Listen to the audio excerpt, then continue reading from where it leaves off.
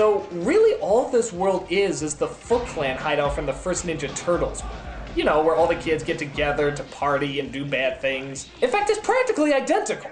But the fun doesn't stop there. Maurice encourages Savage to play little pranks all throughout the neighborhood. Okay, I guess a few innocent pranks here and there, isn't that? But holy hell, is that cruel! In fact, the more you watch them, most of these pranks are just cruel. They're not really that funny, they're just nasty. What's this? You're drinking it? Oh, okay, he's drinking the kid's apple juice. I guess it doesn't seem too bad. Dude! That is awful! Look, this isn't the Kevin Costner brewery, that's real friggin' piss!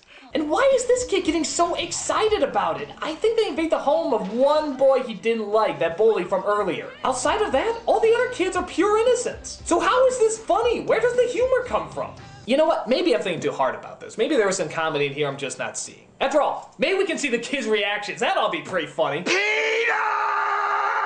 I'm innocent. I'll take a lie detector test. It's because I'm working, isn't it? If you didn't do it. Who did? Do you want to go to military school? That was horrific! That wasn't funny, that was painful and unpleasant. Hey, I have a funny idea. Why don't we show their beatings? Yeah, because pummeling little children is just as hilarious as mentally scarring them for life. Oh look, this one's getting the belt. Hilarious. Don't you have any cheese in your life, bud? Cheese? What kind? Squeeze, tomatoes, broads, chicks, girls. I said girls. Don't you have anybody else in your life besides your mother who wears an over-the-shoulder boulder holder? Over-the-shoulder boulder holder. Yet another series of words that kids can add to the wonderful vocabulary that this film is teaching them. So while going through the homes, they visit the girl that Savage has a crush on. I don't believe it. She likes me. I thought she hated me. Why'd anybody hate you, Bri? Oh, I don't know, maybe because you're awful! No, it's just that ever since we moved here, I haven't really been able to make friends. Again, because you're awful! As Maurice destroys the girl's homework, we come across another monster named Snick. I wish. No, it's never really explained exactly who Snick is, but I guess he's sort of set up like the mafioso of the monster world. If that's the case, how come he can't get a better wig to stick to his head? That's good for a laugh, isn't it? I love that. You know, I gotta admit, I like post-Bat Outta Hell Meatloaf better. I like taking my two big, black, leather-gloved hands and grabbing your head and tearing it off! And we just witnessed your kid's nightmare fuel for the weak parents. Whenever your children come up and say they wet themselves and they don't know why, you'll know the reason.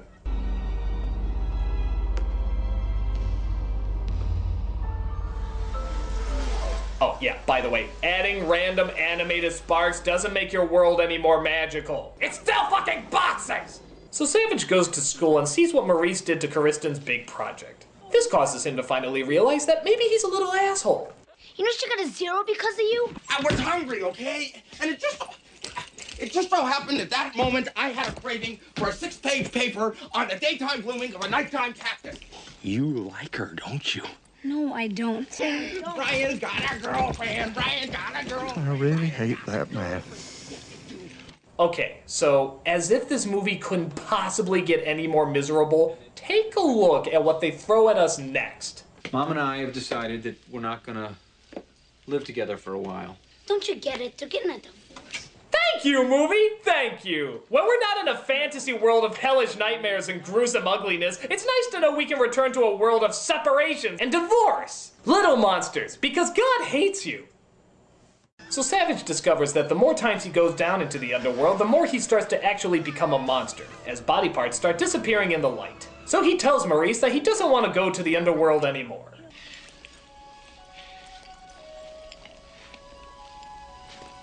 Believe it or not, you're the only real friend I have. Why do you think I keep coming back? You know, have you ever noticed that Mandel moves like a puppet being used by a bad puppeteer? How do you operate this damn thing again? But it turns out the evil monster Snick comes along and kidnaps Savage's brother. Why? Because he stopped coming to the underworld. I don't know, you figure out the reasoning behind that. Eric's gone. Have you seen him? Do you know where he went? Gone? He's gone? Look, Brian, if you know anything, tell me right now. Well, okay, there's this monster city that lives under my bed, and Howie Mandel is one of them. So he calls up all his friends and tells them everything that's happened. Of course they don't believe him, but luckily Savage can prove it. Holy shit. Okay, to this movie's credit, that is the exact same reaction I would have. So they bring a bunch of flashlights and venture to where they think their brother is being held. Brian Stevenson. Where's Eric? And you brought some little playmates along with you. How nice. I want my brother!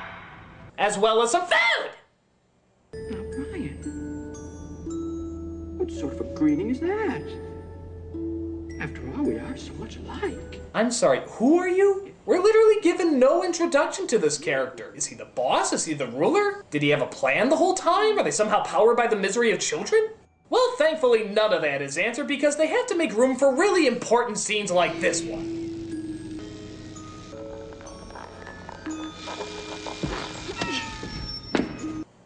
Didn't that add so much?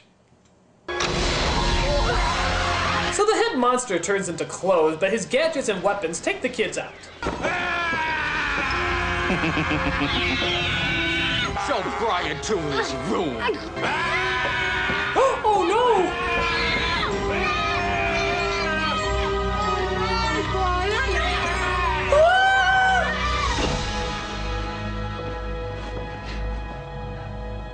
Stuffed animals? That's the best torture they can do? They must have been watching Monty Python's Spanish Inquisition. Confess! Confess! Confess! Luckily Maurice is down there as they try to figure out a way to escape. I have an idea. We can generate light by wiring pencils to the phone, just like a carbon lamp from a projector. Oh yeah! Wait, what? Faster! I'm trying! Get this bird. Come! You don't succeed. Try. Okay, even MacGyver will call bullshit on that one. So they escape out of the prison just so they can sneak back in and do the whole goddamn thing over again. It's literally like replaying a level in a video game.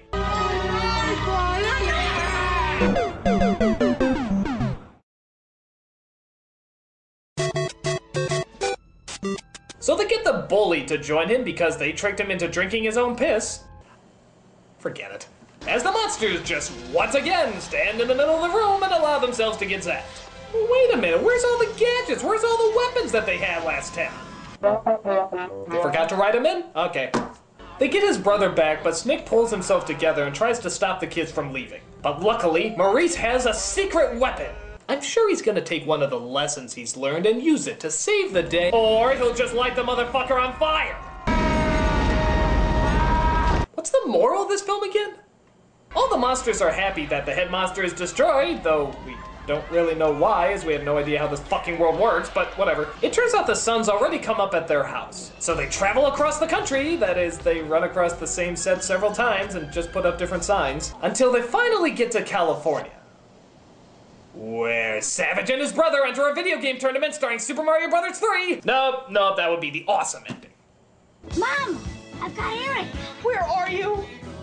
Malibu. Where the hell is that? California. What on earth are you doing there? It's kind of a long story. And I'm not kidding, that's the ending. The issue of the parents getting divorced? Never resolved. Finding out if their kids ever tell their parents about the monsters? Never mentioned. What happens to the monster underworld and just how the hell is it being run anyway? Never addressed. We just get a visual recap of the film that only consists of 3 pictures. I guess even the filmmakers couldn't think of many memorable moments from this shitty-ass film. And that's exactly what this is, a shitty-ass film. What a miserable piece of cinema. There's no moral or lesson. It's not fun. The images are probably too scary for most kids. It's not visually pleasing. It's not that creative. There's a ton of unexplained story issues. And it's surprisingly mean-spirited. The pranks just seem cruel. The father just seems cruel. The monsters just seem cruel. I don't mind cruelty in a film if it's amounting to something, but this literally amounts to nothing. It's just shit. My advice, avoid this movie like the plague. Or better yet, get the plague so at least you'll have something to look forward to after watching this dumbass movie. I'm the nostalgia critic. I remember it so you don't have to.